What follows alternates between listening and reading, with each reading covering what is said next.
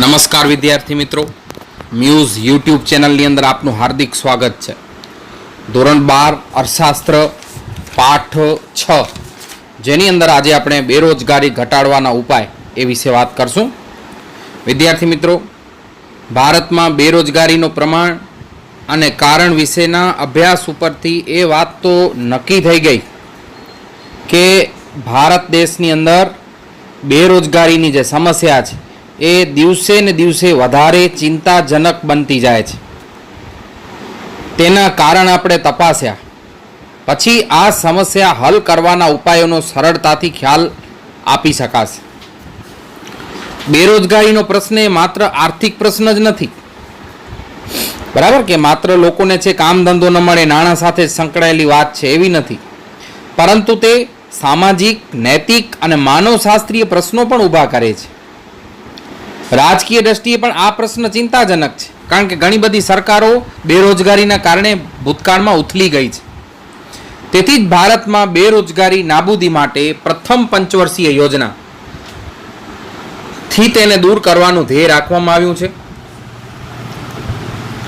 ખાસ કરીને 5મી અને 6ઠી યોજનામાં બેરોજગારીની સમસ્યા હલ કરવા વિશેષ ધ્યાન પણ અપાયો છે. અને 8મી યોજનામાં બેરોજગારી નાબૂદી માટે રોજગારીના હકને મૂળભૂત અધિકાર બનાવવા અને તે માટે બંધારણમાં સુધારો કરવાનું પણ વિચારાયું હતું, પણ તે શક્ય ન બન્યું. છતાં પણ એ સ્પષ્ટ છે કે દેશના લોકોને રોજગારી માટે યોગ્ય તકો પૂરી પાડવી એ રાજ્યની પ્રાથમિક જવાબદારી બની રહે છે.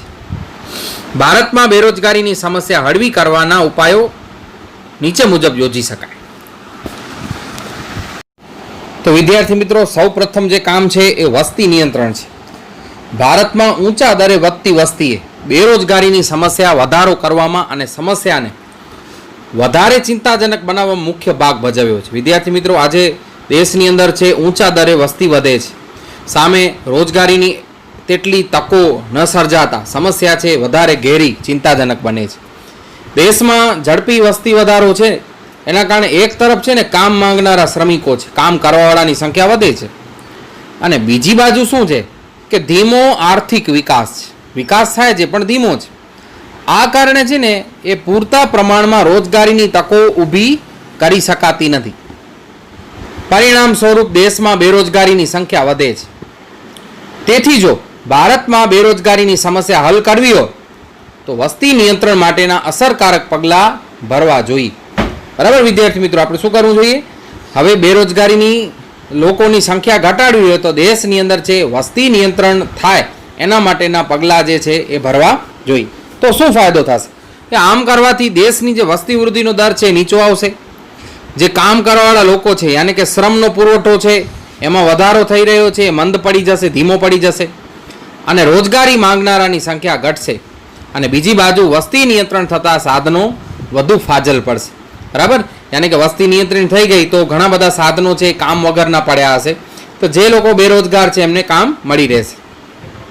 તેથી મૂડીરોકાણનો દર વધશે અને રોજગારીની તકો વધારી શકાશે.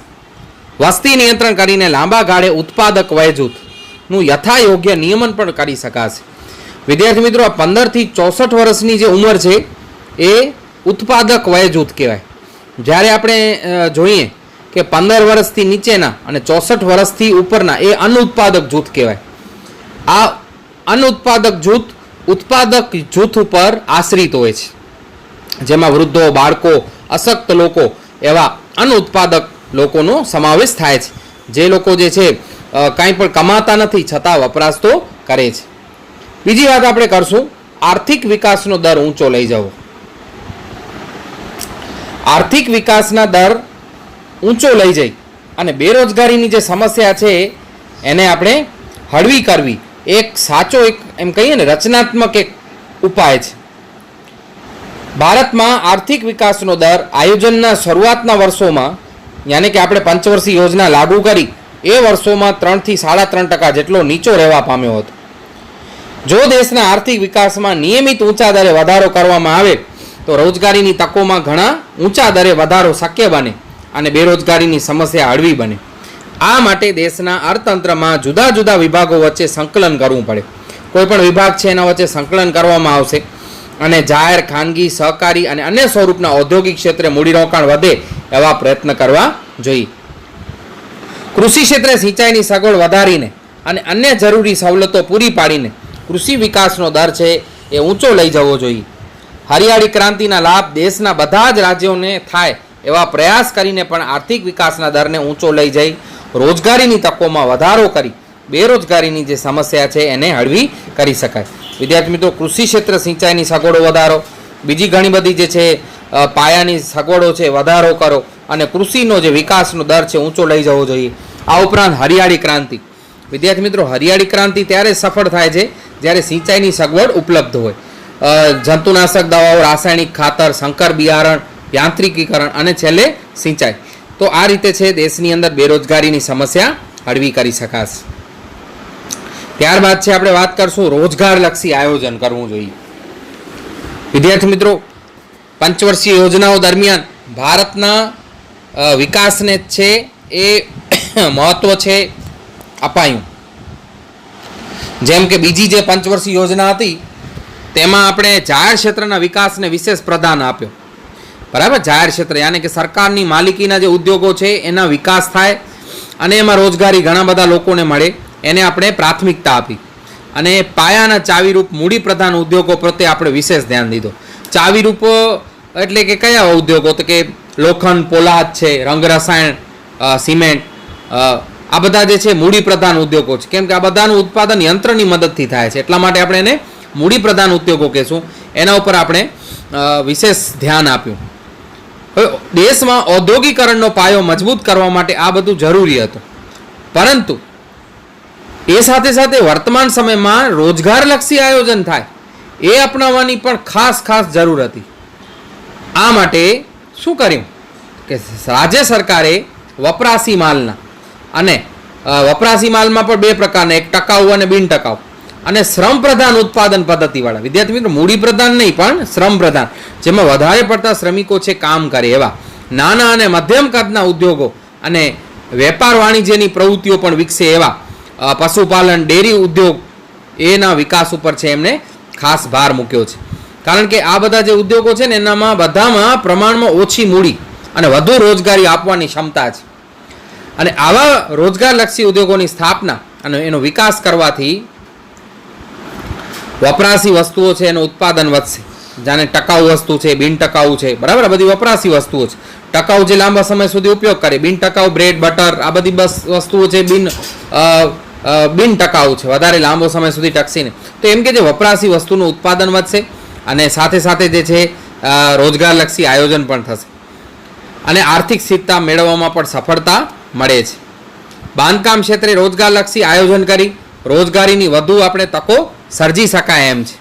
રાજ્ય પણ જે છે એ શ્રમ પ્રધાન અને મૂડી પ્રધાન ઉત્પાદન પદ્ધતિ છે બંને વચ્ચે સંકલન કરવાનું અને શક્ય હોય ત્યાં સુધી શ્રમ પ્રધાન ઉત્પાદન પદ્ધતિને જ મહત્વ આપવું.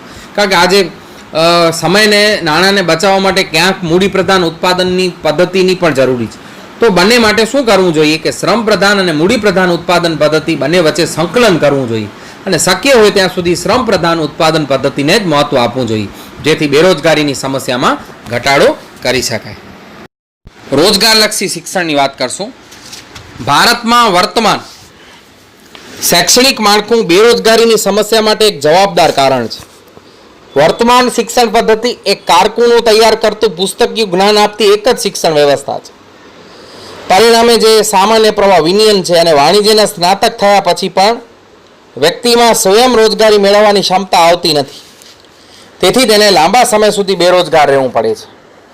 આ પરિસ્થિતિમાં સુધારો થાય તે હેતુથી વર્તમાન વેપાર, વાણિજ્ય, ઉદ્યોગો, ખેતી અને બીજા ક્ષેત્રો છે એને અનુરૂપ પણ વ્યવસાયલક્ષી શિક્ષણ, આ બધા વ્યવસાયલક્ષી છે, વેપાર, વાણિજ્ય, ઉદ્યોગ, ખેતી અપનાવી દેશમાં આવશ્યકતા છે. આ માટે હાલની શિક્ષણ પદ્ધતિના માળખામાં ખૂબ ઘરમૂળથી પરિવર્તન કરવાની જરૂર છે. શિક્ષણ ક્ષેત્રે હાલ આ પ્રકારના પરિવર્તન લાવવાના પ્રયાસો થયા છે, પરંતુ તેનાથી શિક્ષણ પદ્ધતિમાં યોગ્ય અને પૂરતા સુધારા થયા નથી. તે એક વાસ્તવિકતા છે. વેપાર, વાણિજ્ય, ખેતી અને ઉદ્યોગ ક્ષેત્રને અનુરૂપ વ્યવસાયલક્ષી શિક્ષણ અને તાલીમ આપતા અભ્યાસક્રમો વ્યાપક પ્રમાણમાં શરૂ કરવા ખૂબ જરૂરી છે, જેથી વ્યક્તિ આવા અભ્યાસ અને તાલીમ મેળવ્યા પછી સરળતાથી છે એ રોજગારી મેળવી શકે. ભારતમાં બેરોજગારીની સમસ્યા હળવી કરવા માટે રોજગારી મેળવવાની ક્ષમતા વધે એ મુજબ યોગ્ય માનવ શક્તિનું આયોજન કરવું જોઈએ અને એવી શિક્ષણ પદ્ધતિ અપનાવવા માટે શિક્ષણ ક્ષેત્રે ક્રાંતિકારી ફેરફારો કરવાની આવશ્યકતા છે. ઈસવીસન 2015ની નવી શિક્ષણ નીતિમાં શિક્ષણ દ્વારા રોજગારી સર્જન કરવા માટે ઉદ્યોગો સાથે જોડાણ સાધવાનો ઉત્પાદકીય શિક્ષણનો હેતુ નિર્ધારણ કરવામાં આવ્યો છે. તેમજ આવનાર વર્ષોમાં કયા ક્ષેત્રોમાં કેટલી રોજગારીની તકો છે એનો અભ્યાસ કરી એ પ્રમાણે અભ્યાસક્રમ તૈયાર કરવા અને આ કાર્યમાં ખાનગી ક્ષેત્રને પણ સાંકળવાનું સ્વીકારવામાં આવ્યું છે. ત્યારબાદ આપણે વાત કરશું ગૃહ અને નાના પાયાના ઉદ્યોગોનો વિકાસ. ગૃહ અને નાના પાયાના ઉદ્યોગોમાં ઓછો મૂડીરોકાણ અને વધુ રોજગારી આપવાની ક્ષમતા ધરાવે છે. કારણ કે આ જે ઉદ્યોગો નાના ઉદ્યોગો છે એમાં એક વ્યક્તિને રોજગારી આપવા માટે મોટા ઉદ્યોગની સરખામણીમાં ખૂબ જ ઓછા મૂડીરોકાણની આવશ્યકતા છે. તેથી આ પ્રકારના ઉદ્યોગોનો વિકાસ કરીને બેરોજગારીની સમસ્યાને હળવી કરી શકાય તેમ છે. એટલે કે નાના ઉદ્યોગો છે એમાં એક વ્યક્તિને રોજગારી આપવા માટે મોટા ઉદ્યોગની સરખામણીમાં ખૂબ જ ઓછા મૂડીરોકાણની આવશ્યકતા છે. તેથી આ પ્રકારના ઉદ્યોગોનો વિકાસ કરો તો બેરોજગારીની સમસ્યા હળવી કરી શકાય છે. એક સરખા મૂડીરોકાણ દ્વારા નાના ઉદ્યોગોમાં મોટા ઉદ્યોગો કરતાં 7.5 ગણી વધુ રોજગારીની તકો ઊભી થઈ શકે છે. આ દ્રષ્ટિએ પણ મૂડીની ખેંચવાળા અને શ્રમ પ્રધાન ભારત દેશમાં ગૃહ અને નાના ઉદ્યોગોને દેશમાં વધુ રોજગારી આપતા શ્રેષ્ઠ વિકલ્પના સ્વરૂપમાં સ્વીકારી તેના વિકાસ માટે રાજ્ય વિશેષ ખરેખર તકેદારી રાખવી જોઈએ. દેશને જે દેશ છે એની ઔદ્યોગિક નીતિમાં પણ આ ઉદ્યોગોના મહત્વનો સ્વીકાર કરીને તેના વિકાસ માટેના અનેક ઉપાયો હાથ ધરાયા છે. જેમ કે નાના ઉદ્યોગ માટે અમુક વસ્તુઓનું ઉત્પાદન માટે અનામત રાખવા આવી છે. રાજ્ય દ્વારા આ ઉદ્યોગોના વિકાસ માટે નાણાકીય, ટેકનિકલ અને સંચાલકીય સહાય પણ આપવામાં આવે છે. ત્યારબાદ આપણે વાત કરશું આંતરમાળખાકીય સેવાનો વિસ્તાર. ભારતમાં શહેરી વિસ્તાર કરતાં ગ્રામ વિસ્તારમાં રોજગારીનું સર્જન ઓછું રહેવા માટેનું એક જવાબદાર પરિબળ ગામડામાં અપૂરતી માળખાકીય સુવિધા છે. તેથી રાજ્યની જે સરકાર છે એને ગ્રામ વિસ્તારમાં શિક્ષણ, આરોગ્ય, રહેઠાણ, વીજળી, સડક, વ્યવસાયની તાલીમ કેન્દ્ર જેવી આંતરમાળખાકીય સુવિધા વધારવામાં આવે તો સ્થાનિક સાધનોની મદદથી પોતાના રહેઠાણથી નજીક રોજગારી મેળવવાનું શક્ય બનશે. તેમજ ગ્રામ્ય વિસ્તારની અંદર પણ છે એ આંતરમાળખાકીય સુવિધા વધારવાથી નવી રોજગારીની તકો વધશે. ત્યારબાદ આપણે વાત કરશું કૃષિ ક્ષેત્રે હરિયાળી ક્રાંતિનો વેગ અને વિસ્તાર. દેશમાં ઊંચા વસ્તી વૃદ્ધિ દરને કારણે રોજગારી માટે ખેતી ક્ષેત્ર ઉપર છે એ વસ્તીનો ભારણ વધતો જાય છે. પરિણામે પ્રચ્છન્ન બેકારી તેમજ અનિયમિત વરસાદ અને અપૂરતી સિંચાઈની સગવડો છે એ કારણસર મોસમી બેકારીની સમસ્યા વધતી ગઈ છે. વિદ્યાર્થી મિત્રો, એક તો ઊંચો વસ્તી વૃદ્ધિનો દર છે અને રોજગારી માટે કૃષિ ક્ષેત્રે વસ્તીનો ભારણ વધી ગયો છે. પરિણામે પ્રચ્છન્ન બેકારી અને અનિયમિત વરસાદ અને અપૂરતી સિંચાઈની સગવડને કારણે મોસમી બેકારીની જે સમસ્યા છે એ વધતી ગઈ છે. આ સમસ્યાને હલ કરી કૃષિ ક્ષેત્રે ભારણરૂપ વસ્તીને રોજગારી માટે અન્ય ક્ષેત્રોમાં ખસેડી શકાય એવી ક્ષમતા હજી સુધી પ્રાપ્ત થઈ શકી નથી.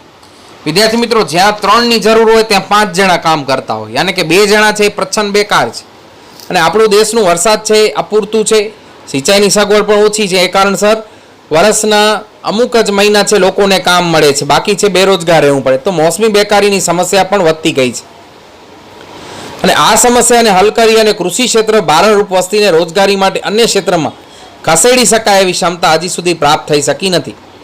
તેથી ખાસ કરીને ગ્રામ્ય વિસ્તારમાં કૃષિ ક્ષેત્રે રોકાયેલ લોકોની બેકારીની સમસ્યા હળવી કરવા માટે હરિયાળી ક્રાંતિને વેગ આપવાની અને તેનો વધુને વધુ વિસ્તાર કરવાના વિશેષ પ્રયાસ કરવા જોઈએ અને રોજગારીની તકો વધારવી જોઈએ. જો સારી રીતે આયોજન કરવામાં આવે તો અન્ય કોઈ પણ ક્ષેત્ર કરતાં કૃષિ ક્ષેત્રમાં રોજગારીની તકો ઊભી કરવા માટે સૌથી વધારે અવકાશ છે. આ વાતને મહાન અર્થશાસ્ત્રી PC માલનોબિસ એમણે રોજગારીની તકોની ગણતરીના અંદાજોથી સમર્થન મળે છે. જેમ કે તેમના મત મુજબ ભારતમાં કૃષિ ક્ષેત્રે ₹1 કરોડનું મૂડીરોકાણ કરવાથી 40,000 વ્યક્તિને રોજગારી આપી શકાય છે અને ઉત્પાદનમાં 5.7% દરે વધારો કરી શકાય. જ્યારે તમે મોટા ઉદ્યોગમાં ₹1 કરોડનું મૂડીરોકાણ કરો તો માત્ર 500 વ્યક્તિને જ રોજગારી આપી શકાય અને ઉત્પાદનમાં 1.4% દરે જ વધારો કરી શકાય. આ અંદાજ ઉપરથી જ આપણે ખ્યાલ આવી જાય છે કે કૃષિ ક્ષેત્રના કરતાં ઉદ્યોગ ક્ષેત્ર કરતાં વધુ રોજગારીની તકો સર્જવા માટે અનુકૂળ છે.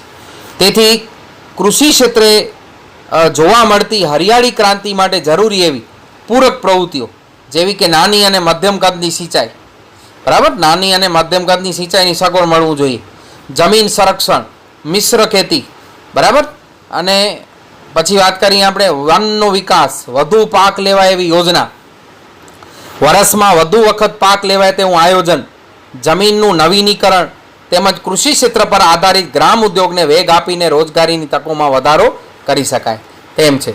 ડૉક્ટર MS સ્વામીનાથનના મત મુજબ કૃષિ ક્ષેત્રના વિકાસની દિશામાં વધારે પ્રયત્ન કરવામાં આવે તો અનેક ગણી નવી રોજગારીની તકો ઊભી કરી શકાય એમ છે. તો વિદ્યાર્થી મિત્રો, આ રીતે છે આપણે દેશની અંદર બેરોજગારીની સમસ્યા હળવી કરી શકીએ છીએ અને આ રીતે પગલાં લેવામાં આવે તો ચોક્કસ બેરોજગારીની સમસ્યા દૂર કરી શકાય.